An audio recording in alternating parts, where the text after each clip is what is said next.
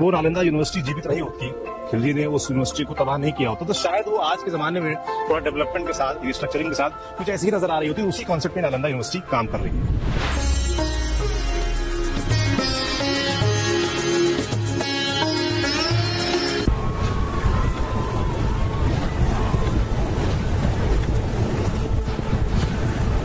नमस्कार दोस्तों, स्वागत है आप सभी का अनटोल्ड हिस्ट्री में। दोस्तों, पवन समन को लेकर जो फेक न्यूज फैलाई गई है उस पर तो हमने काफी कुछ क्लियर कर ही दिया है। अब एक नया प्रोपेगेंडा फैलाया जा रहा है नालंदा विश्वविद्यालय को लेकर, और उसमें क्या बताया जा रहा है कि 2 भिक्षु थे, वही जला दिए थे भाई साहब। तो 2 भिक्षु आते हैं, डिबेट में हार जाते हैं और उसके बाद वो बदला लेने के लिए अपने कुछ जाके साधना करते हैं और फिर राख फेंकते हैं, जिससे नालंदा की लाइब्रेरी जल जाती है।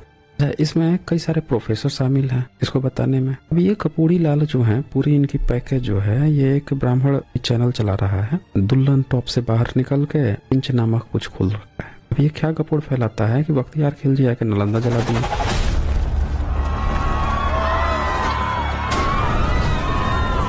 12वीं शताब्दी में बख्तियार खिलजी ने इस नालंदा यूनिवर्सिटी को तबाह कर दिया। उसके बाद से 1811-12 तक देश को, दुनिया को पता ही नहीं था कि यहाँ पर कोई नालंदा की ऐतिहासिक पुरानी यूनिवर्सिटी भी हुआ करती थी।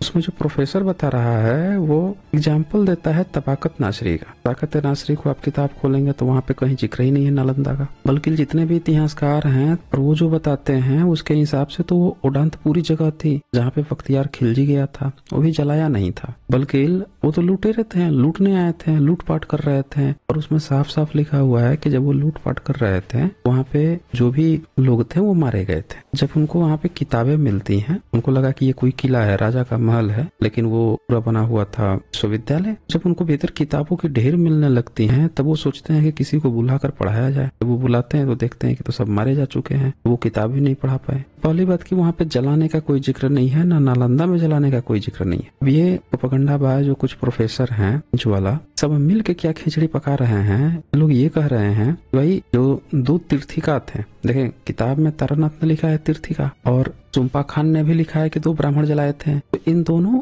उदाहरणों को डिस्कार्ड करके, बुद्धिस्ट अकाउंट को डिस्कार्ड करके जो मुस्लिम अकाउंट है वाकत नासरी, उसको उठाते हैं जिसमें नालंदा का जिक्र नहीं है। खुद से ये कपोड़ फैला दे रहे हैं भाई देखो वहाँ पे ब्राह्मण ने नालंदा विश्वविद्यालय बना दिया, ये तारानाथ लिखते हैं, ये बात ये लोग नहीं बताते। सवाल ये है कि तबाकत नासरी में लिखा हुआ है कि वहाँ के ब्राह्मण मारे जा चुके थे, लेकिन वो चीवर पहने हुए थे और वो क्लीन सेव्ड थे और उनके हेड सेव थे, यानी वो बुद्धिस्ट थे। आप सब जानते हैं कि बुद्धिज्म में बमन ही भिक्खु होता है, एनलाइटेड भिक्खु होता है, और इसीलिए उस समय की शब्दावली थी, इसीलिए मुस्लिम भी उनको बमन कह रहे थे। लेकिन ये कपोड़े जो हैं तारानाथ के अकाउंट में तीर्थिका को भिक्खु बना देते हैं और जो बुद्धिज्म का बमन है उसको ये वैदिक ब्राह्मण बता रहे हैं। इन कपोड़ों को बताइए कि अगर इनका ब्राह्मण जो है नालंदा विश्वविद्यालय बना रहा था, भाई एक सिंगल सबूत दे दें कि इनके किस ब्राह्मण ने अपनी किताब में नालंदा का जिक्र किया है। अगर ब्राह्मणों ने नालंदा बनवाया तो भाई जरूर जिक्र करते, और ये भी जिक्र करते कि किसने जला दिया। लेकिन इसका जिक्र तो मिलता है बुद्धिस्ट किताबों में, वो भी तिब्बती किताबों में, क्योंकि लोग माइग्रेट करके गए थे और वो बता रहे हैं कि ब्राह्मणों ने जलाया। तो भारत के जितने भी ब्राह्मण हैं जो चैनल खोल के बैठे हुए हैं, उनकी बातों को ध्यान से देखने और समझने की जरूरत है। ये किस तरह से जहां मन करे वहां पे अपनी प्रोपेगेंडा को चला नहीं दे रहे हैं। अब यहाँ पे एक और महोदय आए हैं, भाई इन्हीं सब गुत्थम गुत्थियों में कंफ्यूज है।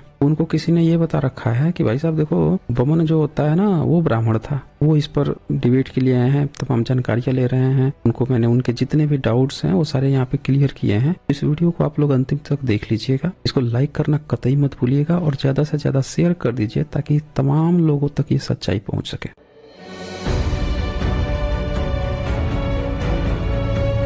जय भीम सर। जय भीम नमो बुद्धाय जी। हाँ, आपके जो चैनल है ना साइंस जर्नी या रत्नल, उससे बहुत ही परिवर्तन आ रहा है हमारे महाराष्ट्र में।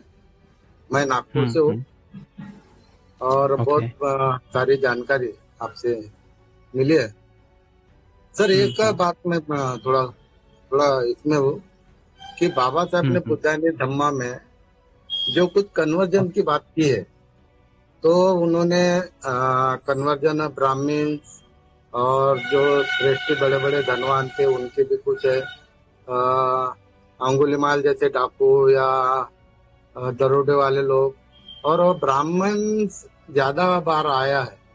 तो क्या उस जमाने में ब्राह्मण थे जो आज के जमाने में जो ब्राह्मण है जन्म के आधार पर? जी देखिए, अगर आप ऐसे सोचिए मनोज जी, जैसे एक समय था कि SC ST भी राजा हुआ करते थे, ऐसा तो आप मानते हाँ हैं ना? हाँ ठीक है। अच्छा, सब, एक लेकिन समय वहाँ था कि सब तथागत बुद्ध के पिताजी भी राजा माना जाता है, उनको भी, ये भी आप मानते होंगे। तथागत हाँ बुद्ध के पिताजी जो है, तथागत हाँ बुद्ध वो भी जो थे उनका वंश है, उसको हाँ क्षत्रिय वो भी करके राजा थे। मानते हैं। हाँ हाँ, क्षत्रिय तो एक अलग शब्दावली हो जाती है। हम राजा, राजसी परिवार राजा लेके चलते हैं, हाँ राजपूत लेके चलते हैं कि राजपूत थे, राजपूत जाति नहीं, राजा के पुत्र को राजपूत। राजपूत तो बोलते हैं। अब हाँ, अब यहाँ पे इस चीज को ध्यान देखिएगा, क्या आज की डेट में SC ST लोग राजा हैं? नहीं नहीं या बाबा साहब के समय में राजा थे? नहीं थे, उनको नहीं, डाउनग्रेड कर दिया गया था। क्या बराबर। तथागत बुद्ध के परिवार या उनका जो शाक्य फैमिली था, शाक्य फैमिली से सारा रिलेटेड सारे SC ST OBC आ जाते हैं, क्या ये सारे लोग अच्छे पोजीशन में थे, राजसी में थे? नहीं थे, इनको भी शूद्र बनाया गया था, नीचा डाउनग्रेड कर दिया गया था। तो आपको ऐसा क्यों लगता है कि उस समय का जो बमन है वो आज का ही ब्राह्मण है? नहीं तो जो बाबा साहब ने जो किताब लिखे है ना बुद्धायन धम्मा, उसमें जो कन्वर्जन का चैप्टर है उसमें ऐसा ऐसा है कि ब्राह्मण की भी धम्म दीक्षा हुई है, क्षत्रियों की भी धम्म दीक्षा दी है, वैश्यों की भी, और शूद्र और उससे अस्पृश्य जैसा सुमित भंगी है, चांडालिका है, ऐसे लोगों की धम्म दीक्षा दी है। ऐसे वो चैप्टर वाइज लिखा है। तो क्या ये बाबा साहब ने, यार बाबा साहब ने तो पब्लिश नहीं किए, क्या हो सकता है इसमें कुछ षड्यंत्र हो सकता है, कुछ मैसेज? देखें, क्योंकि वहाँ चातुर्वर्ण्य का गौतम बुद्ध का हाँ, विरोध यज्ञ को था। क्या तब यज्ञ में बलि दी जाती थी, या उसको बोल सकते वैदिक समाज था तब? देखें एक्चुअल में क्या होता है कि जो स्क्रिप्चर्स होते हैं ना, स्क्रिप्चर्स, हाँ उसको रीराइट किया जाता है बार बार। जैसे हाँ ब्रह्मनिज्म से अगर पूछिएगा कि भाई आपका जो है पुराण कब लिखा गया, पुराण को तुरंत मिलावटी कह देगा कि है ना मिलावटी है, इसको ना बाद में लिखा गया। लेकिन उससे पूछिएगा पहली बार कब लिखा गया, तो उसके पास नहीं जवाब है, बराबर। क्योंकि उसने जब भी लिखा, जैसा लिखा वही पुराण आज भी है। मुगलों के हाँ समय में लिखा था वही चीज आज भी है, उसमें कोई चेंज नहीं है। वो जानबूझ के रोता है। बहुजन बराबर। समाज इतना सीधा साधा भोला भाला है कि उसके पास कई संगीति है कि तथागत बुद्ध के महापरिनिर्वाण के 10 साल में ही पहली संगीति हुई थी, 100 साल पे दूसरी संगीति हुई, और 200 साल पे तीसरी संगीति। सम्राट अशोक के समय में 218 साल में तो उनका वही हुआ था, राज्याभिषेक ग्रहण किए थे, और उसके बाद से संगीति कराए थे। तो 200-250 साल के अंदर तीसरी संगीति भी हो गई थी। फिर राजा कनिष्क जो है चौथी कराया था, सम्राट हर्षवर्धन ने भी 5वीं 6ठी संगीति कराई थी।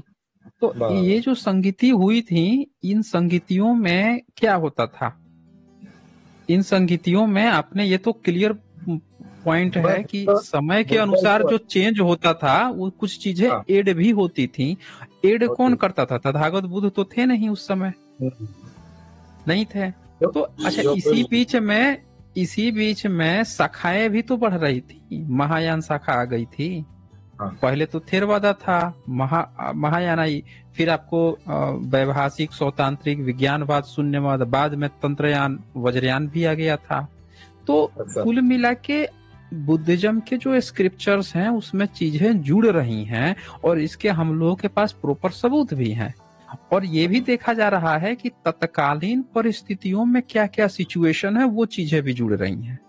तो जब भारत में वर्ण व्यवस्था आ जाती है, तब का त्रिपिटक में वर्ण को भी शामिल किया जा रहा है। तथागत बुद्ध के समय में जो सम्राट अशोक हैं, वो अपने इंस्क्रिप्शन में कहीं ना कहीं क्षत्रिय लिखवा देते, वो बमन शमन लिखवाते हैं। ध्यान दीजिएगा, बमन शमन, अगर बमन जाति सूचक शब्द है, समन भी अगर जाति सूचक शब्द है, तो उनको अपना क्षत्रिय लिखवाने में क्या परहेज था? इसी तरह से मेगास्थनीज की इंडिका भी अगर हम देखते हैं जो चंद्रगुप्त मौर्य के समय की है, तो वो भी क्षत्रिय शब्द नहीं प्रयोग करता, बमन शमन प्रयोग करता है। तो अगर वर्ण व्यवस्था होती अगर चंद्रगुप्त के समय में, सम्राट अशोक के समय में, तो बमन शमन का अगर बमन वर्ण व्यवस्था का शब्द था तो समन फिर किस चीज का था? फिर क्षत्रिय कहाँ थे, वैश्य कहाँ थे, शूद्र कहाँ थे? जबकि मेगास्थनीज लिखता है कि पूरा भारत को हम 7 कैटेगरी में बांट सकते हैं, 7 कैटेगरी में, और उनमें कोई भेदभाव नहीं था, इक्वालिटी थी, सब लोग यहाँ के मूल निवासी थे। वो ये बात लिख रहा है। तो कहीं ना कहीं हमें ये बात समझनी पड़ेगी कि त्रिपिटक जो कंपाइल हुआ है वो जो 10वीं सदी में कंपाइल हुआ है, 9वीं सदी में, या नालंदा जब जला दिया गया 12वीं 13वीं सदी में, और उसके बाद से जो कंपाइल हुआ है, जिसका तारानाथ लिखते भी हैं कि उसके बाद से जब जला दिया ब्राह्मणों ने, तो जलने के बाद से भिक्षुओं ने आके जो जो उनको याद था वो फिर कंपाइल किया था। तो उस समय जो कंपाइल हुआ 12वीं 13वीं सदी में, उस समय क्या वर्ण व्यवस्था आ चुकी थी? तो वर्ण के हिसाब से उन चीजों को रखा गया।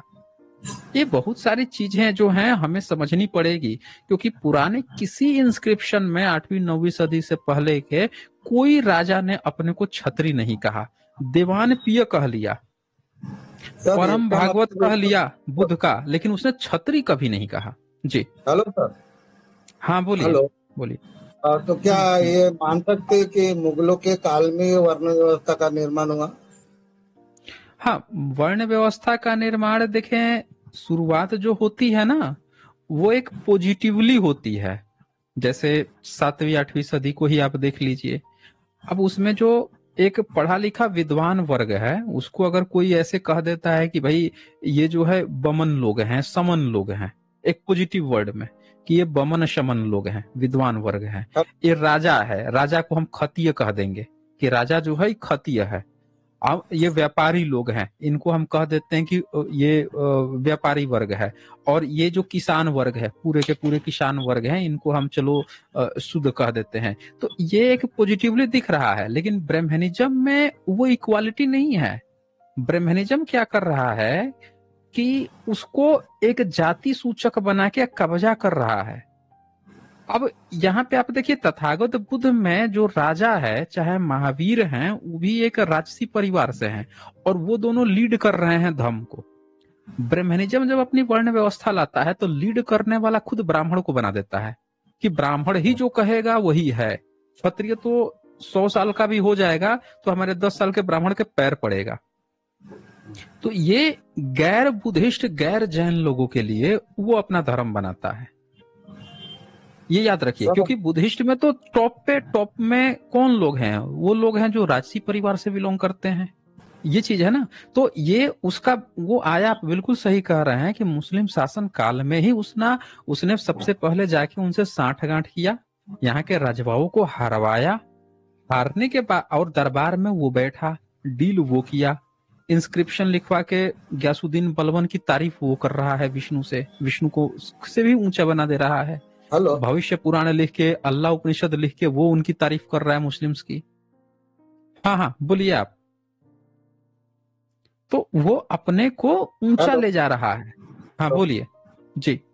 सर जी थोड़ा कट गया था। मैं ये पूछना चाहता हूँ, जो अनटचेबल्स है, बाबा साहब ने जो किताब लिखे थे वो अनटचेबल, तो उनमें थोड़ा सा ये दिखा कि जो बुद्धिस्ट थे उनको इस ब्राह्मणवादी व्यवस्था ने अनटचेबल बनाया। क्या ये हो सकता है? बराबर है बाबा साहब का स्टेटमेंट? हाँ, मैं वही कह रहा हूँ कि जब फाहियान आता है, वेनसोंग आता है, इत्सिंग आता, तब तक अनटचेबल की कोई प्रथा नहीं है भारत में। हाँ, अनटचेबल की बिल्कुल भी प्रथा नहीं है। बस एक चंडाल शब्द उन लोगों के लिए है जो बदमाशी करते थे, उनको देश निकाला दे दिया जाता था, राजा देश निकाला दे देता था कि तुमको राज्य में हम ये सब काम करने नहीं देंगे। लेकिन वो उनकी जाति नहीं थी, वो अलग अलग घर परिवारों के लोग थे, ठीक है। ज्यादातर पुरुष ही थे, महिलाएं भी नहीं थी। तो अब ये चीज आप यहाँ पे देखिए कि अभी तक जाति निर्माण नहीं है। तो ब्राह्मणिज्म जब आया है तभी ना अनटचेबल्स बनाया है, यानी कि ब्राह्मणिज्म मुस्लिम शासन काल में आता है तभी बनाता है। और इसके तो सबूत है ना। 15वीं सदी में अहमदनगर, गुजरात का जो मुस्लिम नहीं वो राजा था, मुस्लिम राजा था, उसने क्या किया था कि उसने जो छत्रसाल थे, छत्रसाल की बेटी से जो शादी किया था और जो खाना खाने के लिए वो मना कर दिए थे सब, तो सारे के सारे राजपूतों को, 5 पूरे उसके राजपूतों को बुलाया, खिलाया। 52 गांव के थे, 52 गांव के सारे राजपूतों को बुलाया, खिलाया, और उन सबको इन लोगों ने अछूत घोषित कर दिया कि ये हमारे उसके नहीं है, हमारे बिरादरी के नहीं है, ये सब मुस्लिम के यहाँ खाना खाए हैं। तो वो आज भी नमाज पढ़ते हैं, गुजरात में उनका वो है, पीढ़ियां है, वो नमाज पढ़ रहे हैं आज भी। तो ये देखे कि इनकी पूरी व्यवस्था कब बन रही है, वो सारी चीजें इनकी मुस्लिम शासन काल में ही बन रही है। सर और एक बात पूछना था, जो कुछ अभी ये जो हिंदुओं में त्योहार है, तो आपके चैनल के माध्यम से, अन्य चैनल के माध्यम से ऐसा थोड़ा बोलिए, आप बोलिए। तो गणपति जो बोलते, गणेश बोलते, क्या ये भी बुद्धिस्ट का कुछ था?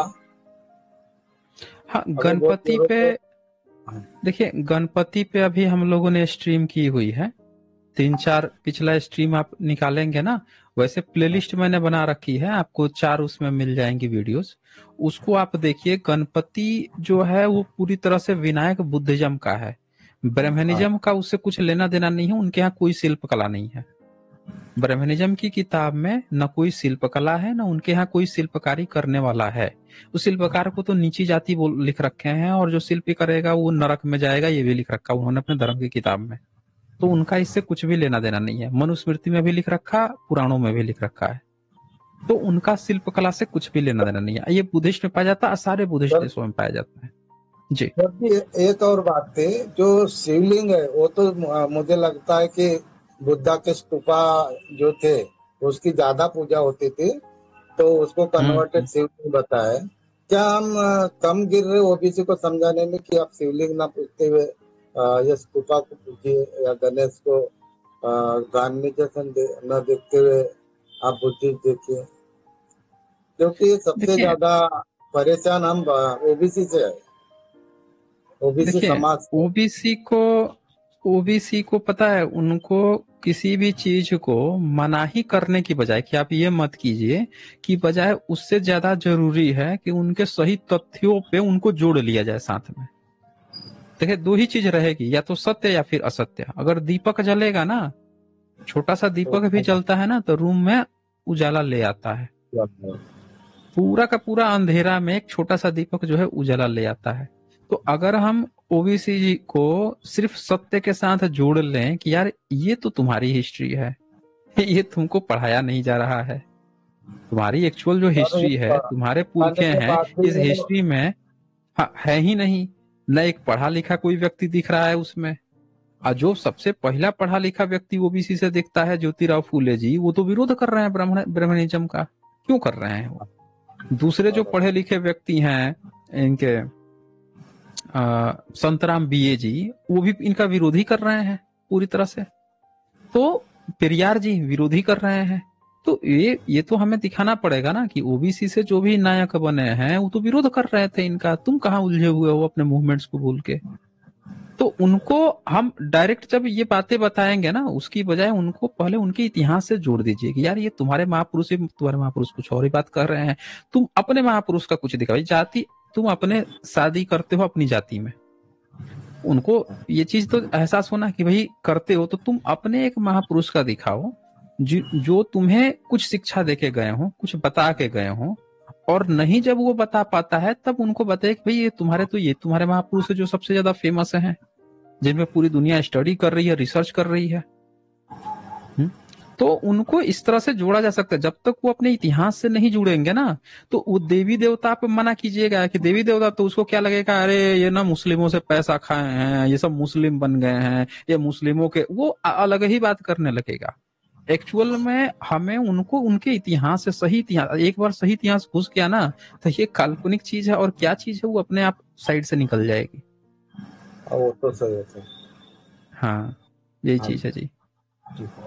ठीक है, धन्यवाद। और हाँ, धन्यवाद। हाँ, धन्यवाद जी। अच्छा, इसके बाद से निखिल काम्पले जो है लिखते हैं, बमन शमन से बमन शमन अलग क्यों है, सिर्फ समन होना था ना। निखिल कांबले जी, ये भी बात आपकी बिल्कुल सही है कि जब बमन शमन जो शब्द था, इससे हमें एक बात ये समझने की जरूरत पड़ेगी कि धम पद में समन वग्गो नहीं है। ठीक है, भिक्खु वग्गो है, बमन वग्गो है, समन नहीं है, क्योंकि समन के भीतर बमन आते हैं, अभिक्खु दोनों आते हैं। तो जब समन कह दिया गया यानी बमन शमन, यानी कि यहाँ विद्वान शमन की बात चल रही है। सुने ना, शमन बमन यानी विद्वान समन की बात चल रही है। ये बमन शमन अलग अलग नहीं शब्द है।